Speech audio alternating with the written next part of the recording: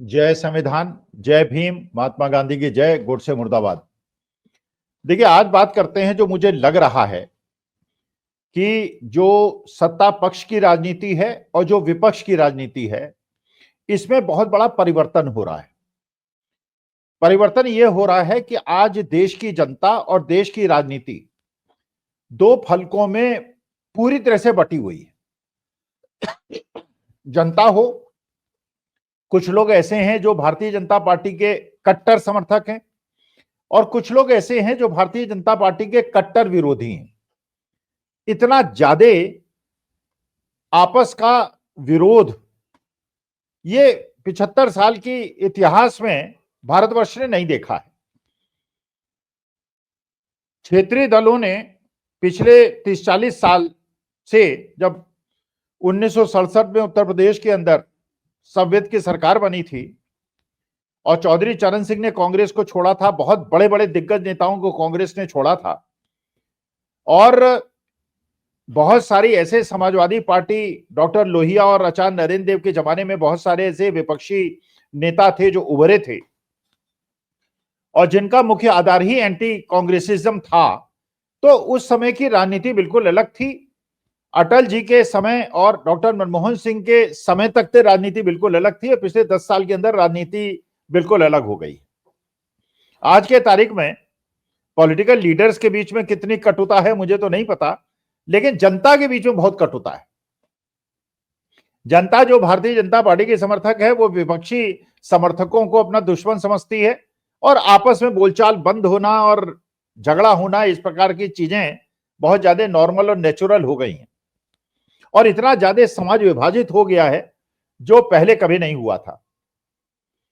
क्षेत्रीय दलों ने वास्तविकता में पहले एंटी कांग्रेसिज्म के कारण, क्योंकि कांग्रेस बहुत बड़े लंबे समय तक सत्ता में रही थी और जब आप बहुत लंबे समय तक सत्ता में रहते हैं तो आपके खिलाफ एक एंटी इनकम्बेंसी बनती है। उसका फायदा उठा के चौधरी चरण सिंह हो, चौधरी देवीलाल हो, लालू प्रसाद यादव हो, मुलायम सिंह यादव हो, इन लोगों ने एंटी कांग्रेसिज्म के नाम पर प्रदेशों के अंदर क्षेत्रीय छत्रपों की तरह ये लोग उभरे और इनका जो आधार था वो बेसिकली वही था जो वोट बैंक कभी कांग्रेस का हुआ करता था। जैसे उत्तर प्रदेश के अंदर बहन मायावती ने दलितों के वोट अपनी तरफ कर लिए,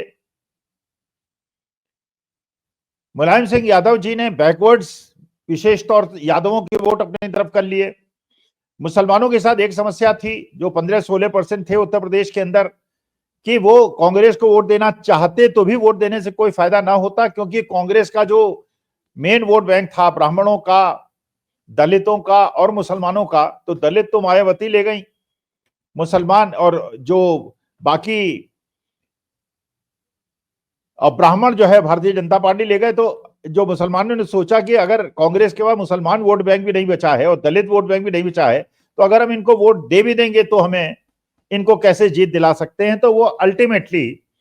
वो या तो बहन मायावती के साथ चला गया या वो मुलायम सिंह यादव के साथ चला गया। यही बिहार के अंदर लालू प्रसाद यादव जी के साथ हुआ और नीतीश कुमार जी के साथ हुआ। कुछ लोगों ने नीतीश कुमार जी का साथ दिया, कुछ लोगों ने लालू प्रसाद यादव का साथ दिया और करीब करीब हर प्रदेश के अंदर ऐसा हुआ। कुछ प्रदेश तो ऐसे हुए जिनमें कांग्रेस की जमीन को क्षेत्रीय छत्रपों ने किया। उड़ीसा के अंदर पटनायक साहब ने छीन लिया, बिहार के अंदर लालू जी ने छीन लिया, हरियाणा के अंदर चौधरी देवीलाल के परिवार ने छीन लिया। लेकिन कुछ प्रदेश ऐसे थे जहां पे इतने सालों के बावजूद अगर प्रमुख शक्तियां हैं तो कांग्रेस है और भारतीय जनता पार्टी है। वहां पे क्षेत्रीय छत्रपों के पैर नहीं जम पाए, जैसे राजस्थान है, गुजरात है, मध्य प्रदेश है, कर्नाटका है, केरल है। वहां पे जो क्षेत्रीय छत्रप है उतने मजबूत नहीं हो पाए और तमिलनाडु में अगर क्षेत्रीय छत्रप मजबूत हुए भी डीएमके और एडीएमके, तो डीएमके एडीएमके में उसी को जीत मिली जिसके साथ कांग्रेस थी, क्योंकि कांग्रेस के पास अपना 8-10% वोट बैंक था। बड़ी प्रतिस्पर्धा थी डीएमके और एडीएमके के बीच में और ये 8-10% ने जिधर मोड़ा उधर सत्ता चली गई। तो डीएमके और कांग्रेस के बीच में तमिलनाडु के अंदर कोई समस्या नहीं। तो आधे स्टेट तो ऐसे रहे जो कांग्रेस और भारतीय जनता पार्टी के बीच में सिमट गए और काफी क्षेत्रीय छत्र। तो अभी तक कांग्रेस की जो रणनीति थी वो रणनीति थी कि क्षेत्रीय छत्रपों को साथ लेके चलना, लेकिन क्षेत्रीय छत्रपों को साथ लेके चलने में बहुत सारे एडवांटेजेस थे और बहुत सारे हैंडीकैप्स थे, बहुत सारी समस्याएं थी जो आपने देखा, काफी चुनावों में देखा। वेस्ट बंगाल के अंदर टीएमसी ने कांग्रेस की ही जमीन नहीं छीनी, उन्होंने वामपंथियों की जमीन भी छीन ली। वो वामपंथ जो 32-33 साल सत्ता में बना रहा था, तो एंटी वामपंथ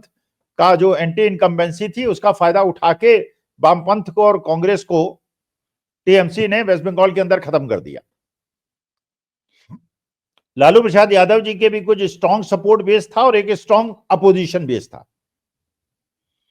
और कांग्रेस लालू प्रसाद यादव जी के लिए स्पेस छोड़ती रही, एक सेकुलर स्पेस छोड़ती रही। लालू प्रसाद यादव जी ने भी केंद्र सरकार बनाने में हमेशा कांग्रेस का साथ दिया। वही चीज उत्तर प्रदेश के अंदर हुई, मुलायम सिंह यादव जी ने भी वो स्पेस तो छीनी, लेकिन केंद्र सरकार बनाने के लिए कांग्रेस का समर्थन किया। तो ये बात तो बिल्कुल स्पष्ट है आज के तारीख में, जहां केंद्र सरकार की बात आती है और जहां राज्य सरकारों की बात आती है, वहां पे एक बार्गेनिंग की स्थिति है। और देश की जनता भी ये मानती है कि अगर केंद्र सरकार के बीच में हमें निर्णय लेना होगा तो या तो हमें भारतीय जनता पार्टी के साथ निर्णय खड़ा होना होगा या हमें कांग्रेस के साथ खड़ा होना होगा। और जहां विधानसभा के चुनाव होते हैं वहां पे अगर क्षेत्रीय छत्र बहुत मजबूत है तो क्षेत्रीय छत्रपों के साथ खड़ा होना है या कांग्रेस के साथ खड़ा होना है, तो क्योंकि क्षेत्रीय भावना बहुत ज्यादा प्रबल होती है, वो क्षेत्रीय छत्रपों के साथ खड़े हुए। अच्छा, इसके अंदर जो सबसे बड़ा स्टार्टअप हुआ इंडियन पॉलिटिक्स का, वो दिल्ली के अंदर हुआ। शीला दीक्षित जी का विरोध करते हुए, डॉक्टर मनमोहन सिंह की केंद्र सरकार का विरोध करते हुए एक नई शक्ति उभरी अन्ना हजारे के आंदोलन में, और इंडिया अगेंस्ट करप्शन के नाम पे अरविंद केजरीवाल और बाकी बहुत सारे नेताओं का उदय हुआ। जैसे मंडल कमीशन के आंदोलन से लालू प्रसाद यादव और शरद यादव और मुलायम सिंह यादव को बहुत ज्यादा ताकत मिली थी, उसी प्रकार से करप्शन के नाम पर दिल्ली के अंदर अरविंद केजरीवाल ने दिल्ली की सत्ता पिछले 10 साल से कब्जा ली। और पंजाब के अंदर भी बहुत ज्यादा स्ट्रांग हो गए, ये दिखा करके दिल्ली के अंदर हमने शिक्षा और चिकित्सा के लिए ऐसा कार्यक्रम दिया है, और जिसका प्रचार बहुत ज्यादा हुआ। कितना असलियत में हुआ कम हुआ, लेकिन प्रचार बहुत ज्यादा हुआ। जैसे भारतीय जनता पार्टी ने प्रचार तंत्र का उपयोग करके मोदी जी को फायदा पहुंचाया, उसी प्रकार प्रचार तंत्र का फायदा पहुंचा के दिल्ली के अंदर अरविंद केजरीवाल, लेकिन अरविंद केजरीवाल जी के खिलाफ एक एंटी इनकम्बेंसी आ गई, क्योंकि 10-11 साल से उनकी सरकार है। जो अगर दिल्ली के अंदर देखा जाए तो नया हॉस्पिटल बना नहीं, लेकिन उन्होंने मोहल्ला क्लिनिक के नाम पे उस कमी को ढकने का प्रयास किया कि हर मोहल्ले के अंदर एक क्लिनिक है जिसमें आप जाइए, बिना पैसा दिए आपका इलाज हो जाएगा, वहां पे एक्सरे सब कुछ हो जाएगा और आपको पैसा नहीं देना होगा। तो हॉस्पिटल तो नहीं बना पाए, लेकिन मोहल्ला क्लिनिक के नाम पे उस कमी को भरने का प्रयास किया। नए स्कूल तो बहुत ज्यादा नहीं बनाए, लेकिन जो पुराने स्कूल थे उनको मॉडर्नाइज किया, और मॉडर्नाइज करके उसके प्रचार प्रसार के माध्यम से बताया कि हमने चिकित्सा और शिक्षा के नाम पर दिल्ली के अंदर अरविंद केजरीवाल ने बहुत ज्यादा काम किया। लेकिन अरविंद केजरीवाल जी का प्रयास रहा कि दिल्ली के अंदर वो कांग्रेस को न पनपने दे, बल्कि कांग्रेस को कमजोर करने के लिए जो 2013-14 में उन्होंने किया वो तो किया ही किया। उसके बाद खैर उन्होंने भारतीय जनता पार्टी को भी धक्का दे दिया और एक नई शक्ति बन के उभरने का प्रयास किया। लेकिन कांग्रेस मजबूत ना हो, इसके लिए गोवा में, गुजरात में, हरियाणा में आम आदमी पार्टी ने चुनाव लड़के कांग्रेस को जीतने नहीं दिया।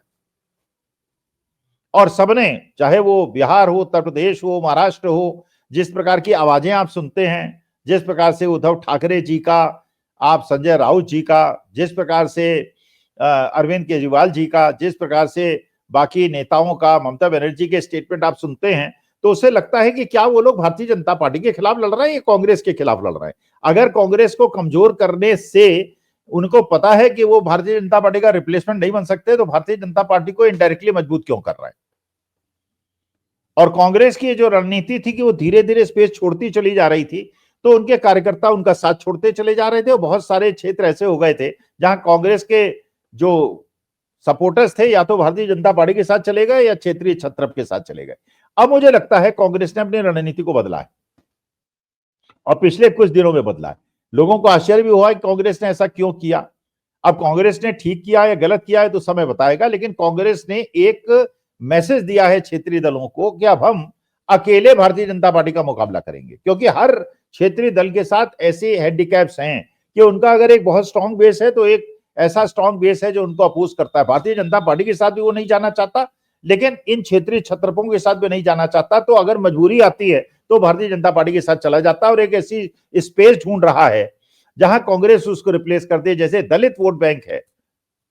या मुसलमान वोट बैंक है या सवर्णों में भी एक बहुत बड़ा भाग है जो अखिलेश यादव और लालू प्रसाद यादव के साथ जाना शायद पसंद न करे, लेकिन कांग्रेस को प्रिफर करेगा भारतीय जनता पार्टी के ऊपर। तो ये जो एक रिपल्शन और अट्रैक्शन का खेल है राजनीति के अंदर, उसका कांग्रेस ने जिस प्रकार से दिल्ली के अंदर पूरे ताकत से चुनाव लड़ने का निर्णय लिया और सीलमपुर के अंदर जैसे राहुल गांधी ने मीटिंग को एड्रेस किया और जिस प्रकार से उन्होंने मुद्दों को उठाया, इनडायरेक्टली डायरेक्टली उन्होंने भारतीय जनता पार्टी को जितना अटैक किया उतना ही आम आदमी पार्टी को भी अटैक किया। और क्योंकि आम आदमी पार्टी बहुत सारे ऐसे मुद्दों को उठा के सत्ता में आई थी और उसका उन्होंने पालन नहीं किया, जैसे एक आलीशान जीवन शैली का उन्होंने वादा किया था कि वो नहीं करेंगे, लेकिन उसका वो पालन नहीं कर पाए, जिसे केंद्र सरकार में मोदी जी नहीं कर पाए, वैसे दिल्ली में अरविंद केजरीवाल नहीं कर पाए। तो वो जो बैगेज था, उस बैगेज का रिप्लेसमेंट और शीला दीक्षित की दिल्ली के अंदर जो परफॉर्मेंस थी उसके आधार पे एक आज भी एक बहुत बड़ा वर्ग ऐसा दिल्ली के अंदर है जो कन्फ्रंटेशन नहीं चाहता है एलजी और आम आदमी पार्टी के बीच में, बल्कि उस समय को याद करता है जब शीला दीक्षित मुख्यमंत्री थी और देश के प्रधानमंत्री अटल जी थे, लेकिन आपस में सामंजस्य की कोई। तो इसलिए अब जैसे के कामराज ने किया था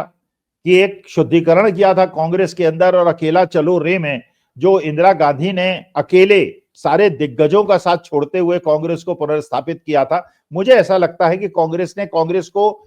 अंदर से भी साफ करने का निर्णय ले लिया है और क्षेत्रीय छत्रप जो उनको आर्म ट्विस्टिंग करते हैं उससे भी बचने का प्रयास कर लिया है। और ये निर्णय ले लिया क्योंकि पार्लियामेंट का इलेक्शन अभी बहुत दूर है, इसलिए उन्होंने निर्णय लिया है कि अगर क्षेत्रीय को विधानसभा की राजनीति में सरवाइव करना है तो उन्हें कांग्रेस के सामने समर्पण करना होगा। और जब आज से 5 साल के बाद चुनाव होगा, 2029 में चुनाव होगा,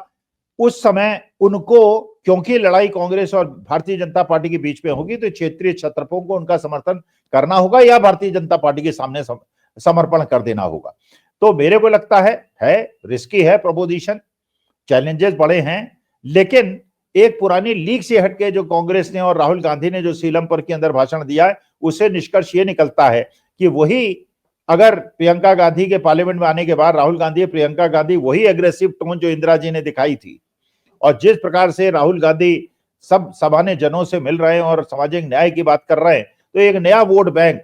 भी क्रिएट हो रहा है और एक जो पुराना वोट बैंक कांग्रेस को छोड़ गया था वो दोबारा जुड़ने की तैयारी में है। तो देखते हैं रणनीति काम नहीं आती या आती है, लेकिन एकला चलो रे की जो रणनीति में कांग्रेस चल रही है, एक तरह से वो क्षेत्रीय छत्रपों को कह रही है अगर आपको भारतीय जनता पार्टी के साथ जाना है और अपने अस्तित्व को खत्म करना है तो यू आर मोस्ट वेलकम। अगर हमारे साथ आएंगे तो आपको हमारा साथ देना होगा, हम आपको इज्जत देंगे, आप हमें इज्जत देंगे, लेकिन अगर आप हमें इग्नोर करेंगे तो हम तो सरवाइव कर जाएंगे, क्योंकि 4-5 स्टेट में हमारी सरकारें तब भी रहेंगी, लेकिन आपके पास कुछ नहीं बचेगा। तो ये निर्णय सही होगा क्या गलत, समय बताएगा। नमस्कार, धन्यवाद, प्रणाम।